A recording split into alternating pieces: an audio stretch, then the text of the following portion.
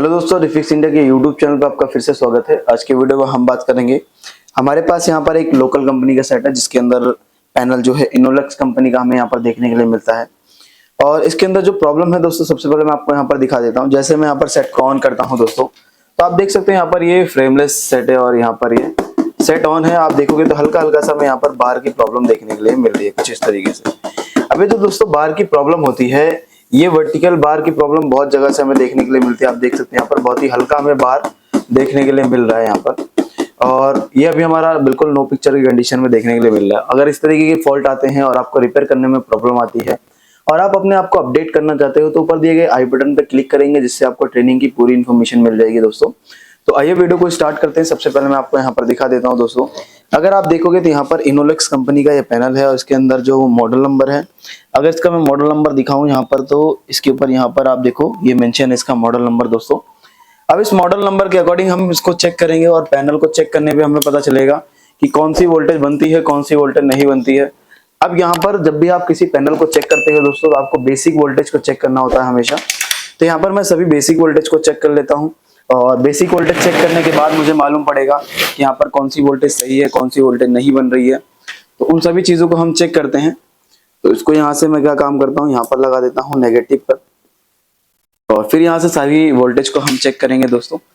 तो आप देख सकते हो यहाँ पर अगर आप देखोगे तो हमारे पास यहाँ पर क्या देखने के लिए मिल रहा है। हमारे पास यहाँ पर एक फ्यूज है, फ्यूज पे हमें 12 वोल्ट की सप्लाई मिलनी चाहिए, जो कि यहाँ पर 12 वोल्ट की सप्लाई बिल्कुल परफेक्ट तरीके से ओके बन रही है। अब ये 12 वोल्ट अगर हम आउटपुट में देखते हैं दोस्तों, आप देख सकते हैं यहाँ पर आउटपुट में भी 12 वोल्ट की वोल्टेज जो है बिल्कुल ओके तरीके से हमें यहाँ पर देखने के लिए मिल रही है। अब ये 12 वोल्ट दोस्तों यहाँ पर बनने के बाद ये 12 वोल्ट की सप्लाई कहाँ जाती है, ये जाती है हमारे इस डीसी टू डीसी आईसी के अंदर। ये जो डीसी टू डीसी आईसी है, यहाँ पर इनोलेक्स कंपनी की डीसी आईसी कंपनी ने यूज करी है और इसके अंदर जो 3.3 वोल्ट बनेगा वो इस कॉइल पे हमें देखने के लिए मिलेगा। तो यहाँ पर अगर हम चेक करते हैं तो हमें यहाँ पर आप देखो जो वोल्टेज मिल रही है, हमें यहाँ पर 3.3 वोल्ट की सप्लाई यहाँ पर परफेक्ट तरीके से देखने के लिए मिल रही है। यानी कि दोस्तों अभी जो हमारी डीसी टू डीसी आईसी है काम कर रही है यहाँ पर परफेक्ट तरीके से। इसके बाद अगर हम आगे चेक करते हैं तो यहाँ से जो 3 वोल्ट की सप्लाई बनती है, वो 3 वोल्ट की सप्लाई जाती है हमारी इस रोम आईसी की पिन नंबर 8 पे। अगर यहाँ पर देखेंगे तो रोम आईसी की पिन नंबर 8 अगर मैं चेक करता हूँ तो यहाँ पर भी आप देखो 3.3 वोल्ट बिल्कुल ओके मिल रहे हैं। इसके बाद अगर हम टीकॉन आईसी को देखते हैं दोस्तों, तो यहाँ पर टीकॉन आईसी पे 3 वोल्ट की सप्लाई आती है। तो यहाँ पर आप देख सकते हो इस पे भी हमारी 3 वोल्ट की सप्लाई बिल्कुल ओके तरीके से यहाँ पर बन रही है। अब ये 3 वोल्ट ओके बनने के बाद ये जो टीकॉन आईसी होती है दोस्तों, यहाँ से टीकॉन आईसी एक इनेबल वोल्टेज भेजती है इस डीसी टू डीसी आईसी को। और जैसे ही डीसी टू डीसी आईसी को इनेबल वोल्टेज मिलते हैं तो डीसी टू डीसी आईसी क्या काम करती है, सबसे पहले यहाँ से आपकी ये DC to DC IC AVDD voltage बनाती है। तो एवीडीडी वोल्टेज जो ये बनाती है दोस्तों, यहाँ पर अगर हम चेक करते हैं तो एक बूस्ट सर्किट कंपनी ने लगा रखा है, जिसके इनपुट में अगर आप देखोगे तो यहाँ पर 12 वोल्ट की सप्लाई हमें बिल्कुल परफेक्ट मिल रही है। और अगर आउटपुट की हम बात करें तो यहाँ पर हमारी जो बूस्ट वोल्टेज है वो मिलनी चाहिए। तो यहाँ पर अगर मैं देखता हूँ डायोड के कैथोड पे, तो मुझे यहाँ पर 17 वोल्ट की सप्लाई बिल्कुल परफेक्ट तरीके से देखने के लिए मिल रही है। यानी कि दोस्तों अभी हमारी जो एवीडीडी की वोल्टेज है, ये भी वोल्टेज हमारी बिल्कुल परफेक्ट तरीके से बन रही है।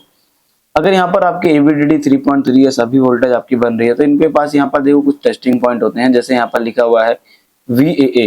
VAA का मतलब होता है एवीडीडी, क्योंकि अलग अलग पैनल में अलग अलग नाम होते हैं वोल्टेज के। तो हमें पता होता है, ये सारी चीजें हम अपनी ट्रेनिंग के अंदर बताते हैं कि कौन से पैनल में कौन सा नाम मिलता है, कौन से पैनल में CKV का क्या नाम मिल सकता है। तो यहाँ पर अगर हम आगे देखते हैं तो यहाँ पर एक पॉइंट और है जिसपे हमें लिखा है VCOM। VCOM 5 से 7 के बीच वोल्टेज रहती है। तो यहाँ पर आप देखो 7.32 वोल्ट बन रहे हैं, यानी कि वोल्टेज भी बिल्कुल ओके है। फिर इसके बाद दोस्तों यहाँ पर अगर हम देखते हैं तो एक वोल्टेज है यहाँ पर जिसका है VDD, तो यानी कि हमारा एक 3.3 वोल्ट की सप्लाई है। और यहाँ पर लिखा हुआ है VGL। तो VGL पे अगर मैं चेक करता हूँ दोस्तों, तो यहाँ पर अगर आप देखोगे तो मुझे यहाँ पर -12 वोल्ट की सप्लाई बिल्कुल परफेक्ट तरीके से देखने के लिए मिल रही है। इसका मतलब है कि दोस्तों यहाँ पर हमारी VGL वोल्टेज भी परफेक्ट बन रही है, AVDD भी परफेक्ट तरीके से बन रही है। इसके बाद यहाँ पर अगर आप देखोगे तो यहाँ पर एक आईसी भी लगी हुई है जिसको हम लेवल शिफ्टर बोलते हैं। और इस लेवल शिफ्टर आईसी का जो नंबर है आप देख सकते हैं यहाँ पर INX 633 IN633 ये इसका नंबर है। और यहाँ पर अगर हम बात करें तो इसके VGH पॉइंट पर अगर हम देखते हैं तो यहाँ पर आप देख सकते हो मुझे 28 वोल्ट की सप्लाई बिल्कुल परफेक्ट तरीके से मिल रही है।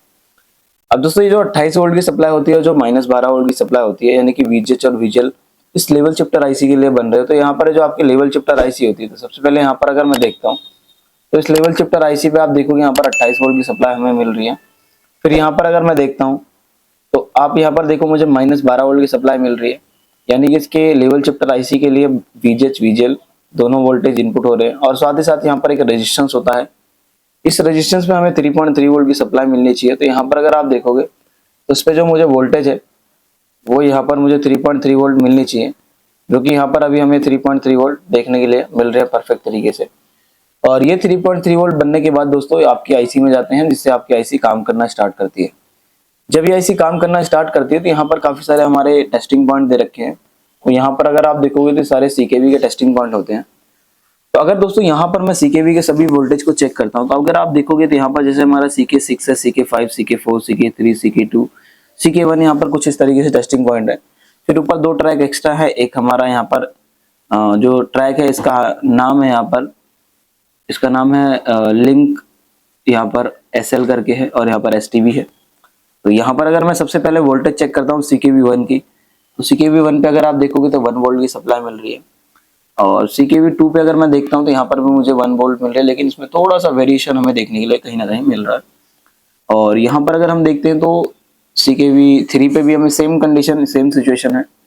अगर इस तरीके की कंडीशन आ रही है तो कहीं ना कहीं आपके गेट लाइन में दिक्कत हो सकती है, या कई बार ऐसा होता है कि कोई आईसी आपके लेवल शिफ्टर आईसी आपके खराब हो, तब भी इस तरीके की प्रॉब्लम हो सकती है। तो अभी आप यहाँ पर देखोगे तो अभी भी हमारी सिचुएशन ये सेम है।